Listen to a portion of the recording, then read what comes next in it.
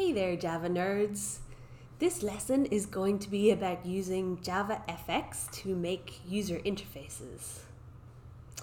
So JavaFX, it's the standard, well, the powers that be tell us it's the standard way to make user interfaces in Java for the desktop, for mobile, and embedded.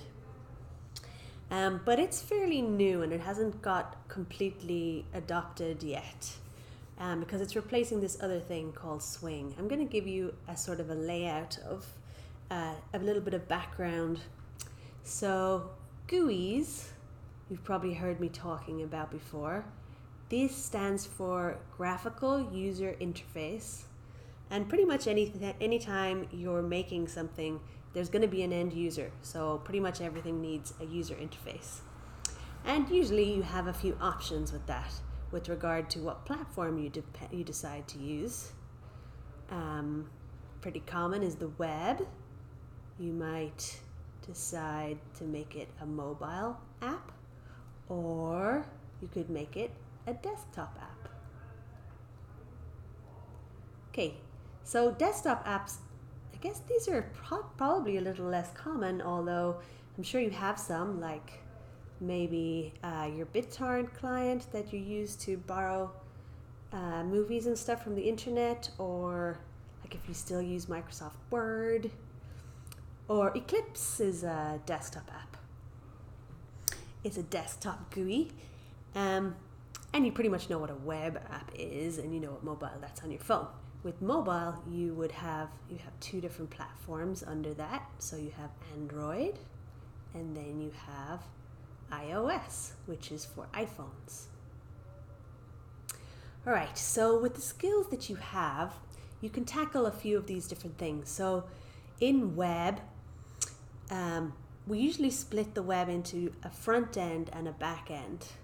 And for the back end, Java is very commonly used.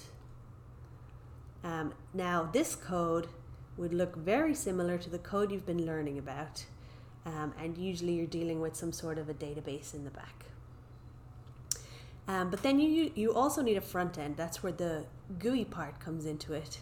And there's a few tools for Java to do that in Java. There's Java server faces, there's struts, Vaadin, GWT. Those are all open source frameworks. Actually, they're not all open source, but there are open source and non-open source frameworks that you can use to build your whole front end in Java. But it's actually a whole lot more common right now to do just the front-facing stuff and use JavaScript for that.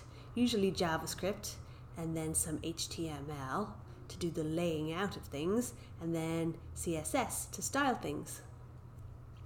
All these things are things you probably need to learn in your career as a software engineer. They'll probably come up. So maybe you can do that after your Java course.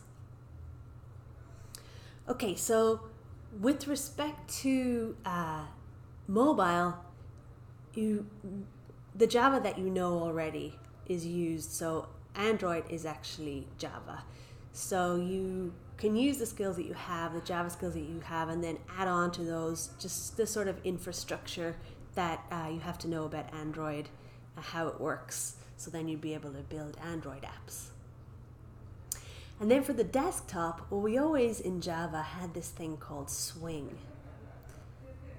And JOptionPane, that you know, it was like the first thing you learned when you wanted to make pop-ups. That comes from Swing. But now the powers that be are telling us that Swing is being phased out, and instead we're replacing that with JavaFX for a few different reasons. It's faster, you know, we've learned things since then. But so Swing is still bundled with the JRE, that's the Java Runtime Environment, and JavaFX is not, because JavaFX now has a pretty strong open source community. That's what this Java OpenFX.io is. That's an open source community that's developing JavaFX. And they didn't want to connect the release to synchronize the release schedules with regular old Java, big Java. Okay, so JavaFX is what we're going to be doing. And I was kind of in two minds about whether I should teach you guys this. I might, maybe I'm going to write some things here. We're on lesson 12.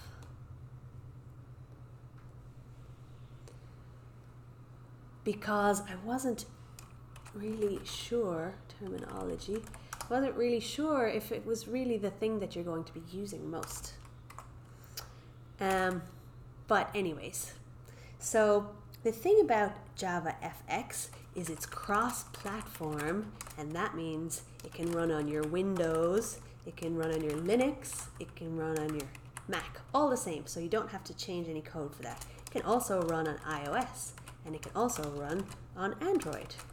So in my diagram over here, I meant to do this.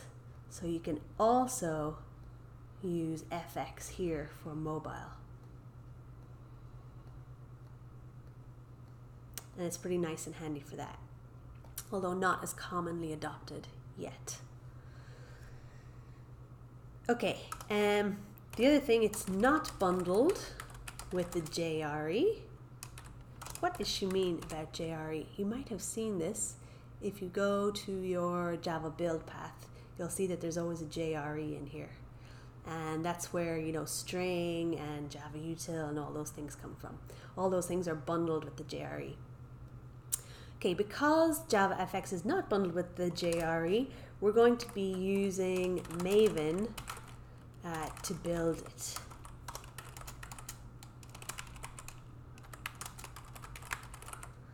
Maven is something that I'll be talking about in future. It's a way to automatically get all the jars that you need. So you don't have to go and do stuff like this, which we may have done before. You don't have to go in here and, you know, say add jars. You just specify all the stuff in this XML file, and then Maven goes and gets it for you. It's cool and it's very widely used. Okay, so when I was thinking about whether we should follow the book and actually learn this stuff, I was in two minds, and I thought, well, it's probably you have maybe a 5% chance of using it this year, unless you want to build your own things. But it does have the advantage of being able to teach us some things that are important. Okay, one of those things is MVC, Model View Controller. That's a design pattern. And what that means is you separate the three different elements of your application so that they are all not dependent on each other. And so, like what I'm talking about here with having a JavaScript front end and having a JavaScript back end, that's an example of having separation of things. But Model View Controller specifically is when you separate the elements of your front end so that they're not dependent on each other. I'm going to talk about that later. But so we'll be learning about that, and that's very useful, and it's often they ask you about that in interviews. And the other thing is we're going to learn about event handling, and that's how you respond to like mouse clicks and stuff like that. So I've done my best to make this as painless as possible for you, and it actually took me a long time to figure out a nice, clean way to make it work with your Eclipse. But you are still going to have to install some stuff. I'm going to go through that now. Okay, the first thing you want is Scene Builder. Scene Builder is a free application that you can use to build your JavaFX apps just by dragging and dropping. That's pretty nice. Don't have to type in all the code for like, see, these are little buttons, this paragraph, blah, blah. Okay, so you drag and drop and then it lines it up. You'll want to download this, and then if you want to test if you have it installed, I have it installed already, it should show up in your applications. And it'll look a little something like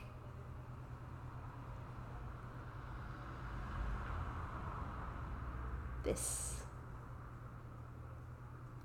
Okay, so install that, and then the other part that you need is in Eclipse we need to install a plugin. Okay, so Eclipse works this way. Eclipse itself is open source, and then people develop plugins for it, so that makes it richer and adds more tooling to Eclipse. And so we frequently use the help menu for that. This is the help menu, and we usually use this install new software thing to add new plugins.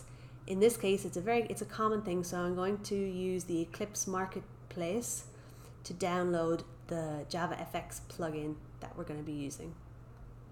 Okay, so here in the search, I'm just going to type FX. I have a problem remembering the name of this thing. It's the first thing, it's the thing. EFX Clips. Doesn't really roll off the tongue, that's why, anyway. The FX plugin for Eclipse. I have it installed. You'll need to install it. That will force you to restart your Eclipse, and then you should test to make sure that it's installed properly. And to do that, you go to New and then Other, and then you'll see a whole bunch of different stuff will show up here under JavaFX, and then you know that you've got that bit installed. Alright, so I'm excited to start building some stuff with this. Good luck with your installation process, and I'll see you on the other side.